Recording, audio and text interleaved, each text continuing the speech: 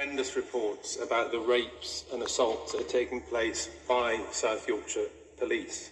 I welcome the decision to involve the NCA and strip away responsibility for those investigations from the force. But would she confirm that the National Inquiry will look at the role of the police, not only in cover-ups, but in the crimes themselves? Absolutely, yeah. The South Yorkshire Police should never have been left to investigate themselves in this matter, and so yes, moving over to the NCA is the absolutely right thing to do. But I would be lying if I said that over the years I have not met girls who talk to me about how police were part of the perpetration, not just the cover-up. What you just listened to there was a Labour MP, Jess Phillips from England. And she also held the ministerial position of Minister for Women or Girls or Child Safety, one of those sorts of positions, right? The names get longer and longer as we go. And what she's admitted to there is that during her years in those roles or prior to those roles, she has spoken to girls who are victims of these grooming gangs, right?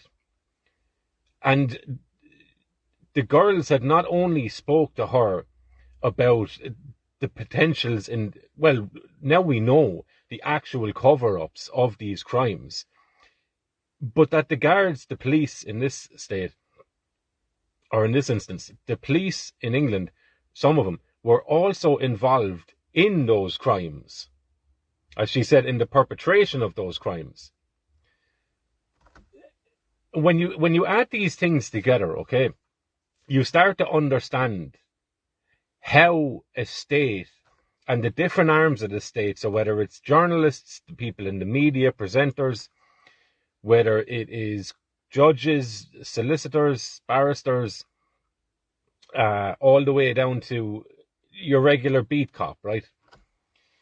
You start to understand how all of these things can be convinced to work in unison towards blatantly reprehensible ends, which is stitching people up, right? We've seen it at the protests in Ireland where guards surrounded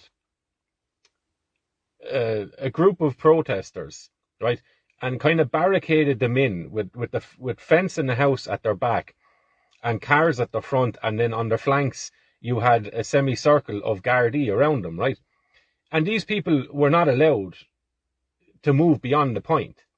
And because they were not allowed to proceed, they were not allowed to travel, they could then be charged with some public order offence of not moving on, right? Not reasonably removing yourself from a situation that you were lawfully directed to remove yourself from, right? And you're looking at these things thinking, what's going on here, right? So why are guards so willing to blatantly break the law whilst being recorded, right? And we see other instances where you have you had the public order units at the protests around the IPAS centres, right? And around different counties and towns, you had the same people show up, right? I remember in Clonmel there was one Bangarda, disgraceful carry on out of her, right? But you had one particular Bangarda, and this was noted throughout the country, right? That you seem to have the same public order unit, or same team of guards, that were being bussed. I seen this woman in Clonmel, in Dundrum, and in Tala, right? So these same people are being shipped around the country to do reprehensible things, to attack and abuse people for exercising constitutional rights. Okay? So the question then is, why? Are these people just rotten people and are they evil? Probably. But can more than one thing be true at the same time? Absolutely. Are these people blackmailed and compromised to such a degree that they're willing to do things that could destroy their careers, right? And also take away their freedom if they were ever to be charged with these crimes and convicted, right? The Jess Phillips situation answers some of that. And I would ask people to keep their minds open to this, okay? Because it's not so far-flung as it might first appear. And I know I'm talking about an English situation, but The same applies. We're looking at the same prerequisites at play in Ireland, right? So we have children go missing in care. We have the research that was done interviewing social care workers and social workers, and they were talking about these gangs of men arriving outside residential units or emergency accommodation units, picking up kids and trafficking them around, okay? So we understand that this is going on here. And then you also look at the behaviour of the guards, right? And in England, at the moment, they are destroying people's lives for just speaking out and objecting to what's going on, right? So you start to see what the blackmail could be. You have in Ireland as well record numbers of Gardaí after leaving over the last few years.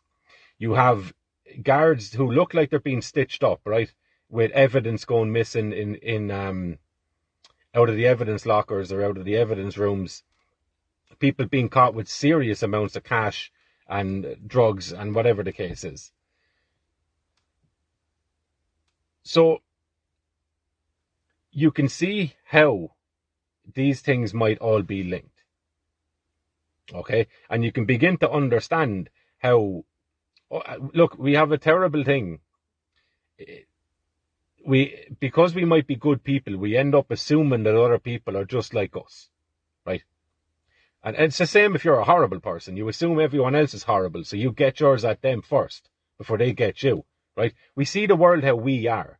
So we assume because we're good, decent people who would make the moral decision in a given situation, we assume that other people are just like us and they would do the same thing, right? So it's incredibly confusing to us when we see people engage in the most reprehensible acts until you start factoring in these other variables, right?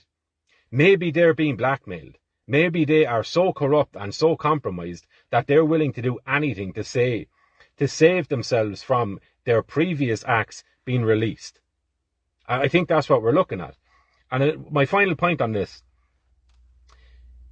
it's now becoming apparent, if it wasn't before, right, that it isn't just a case of men coming here from foreign lands engaging in these things.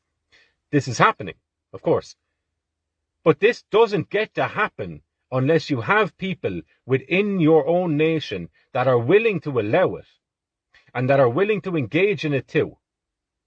Right? And that are willing to accept that this is what's going to be going on. Okay? So you're beginning to see the rot of society expand out layer by layer by layer by layer. And this is going to bring the whole structure that is oppressing Western people down. Because I don't believe that there's any Western land that is not tainted by this. Okay? And this is nothing new. The predation of children in this country and Western nations, right, as a whole, is nothing new. We've had a whole century of this. At least that we know of, right? So, whether it comes in a frock, or whether it comes in a doctor's robe, or a judge's robe, or whatever the case is, or a Garda uniform, or a turban, okay?